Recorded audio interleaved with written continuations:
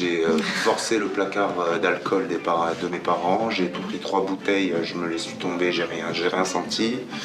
Ensuite, j'ai beaucoup fumé. Voilà, donc moi je peux plus. C'est bon maman, tu vas arrêter un peu de stresser. Je t'ai dit que j'avais compris la leçon. J'ai promis, j'ai fait une promesse, je la tiens ma promesse. Mais aujourd'hui, sa mère est inquiète. Cet après-midi, sous l'emprise de stupéfiants, le jeune homme a eu un accident de voiture qui aurait pu être grave. À tout moment, Damien met sa vie en danger. Hôpital de Montpellier, il est 22h.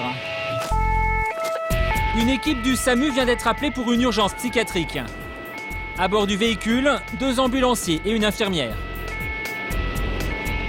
C'est dans un quartier populaire de la ville qu'ils doivent intervenir. Une mère de famille a appelé le SAMU. Elle veut faire interner son fils à l'hôpital psychiatrique, un jeune homme de 22 ans.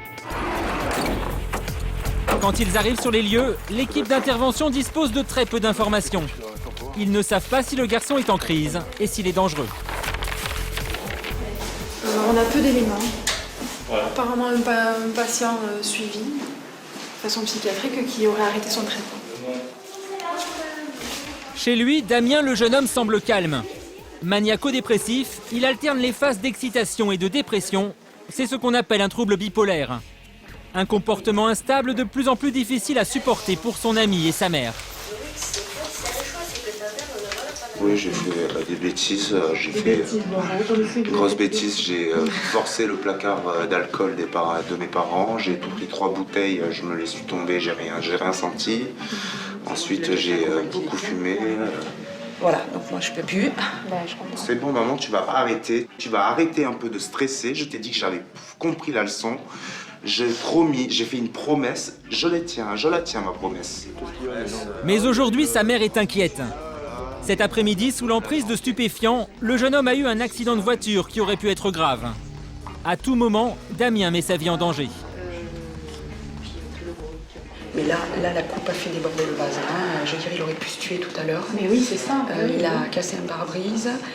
Moi, ça fait 4 ans que c'est comme ça. Et il avait un traitement qu'il n'a pas suivi. Moi, je peux plus. Là, il reconnaît quand même qu'il dort pas, qu'il mange pas. Non, il dort pas. Il le reconnaît maintenant. Est-ce qu'il a toxique Non, c'est reparti. Après plusieurs minutes de discussion, Damien accepte de suivre les infirmiers. Pour ses proches, la séparation est douloureuse. Le SAMU le conduit aux urgences psychiatriques. Le jeune homme y a déjà effectué plusieurs séjours. J'ai fait une dépression nerveuse il y a quelques années de ça en arrière.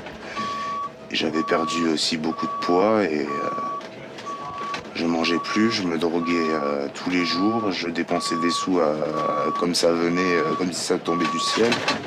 Mais là, ça va un peu mieux. Là, je sais que ça va pas entre parenthèses, mais j'ai besoin de me reposer, d'avoir un traitement stable, d'avoir des examens poussés.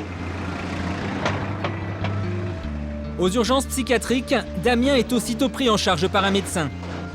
Il recevra des soins et un traitement médicamenteux qui devrait stabiliser son état. Mais les urgences ne sont qu'un lieu de passage.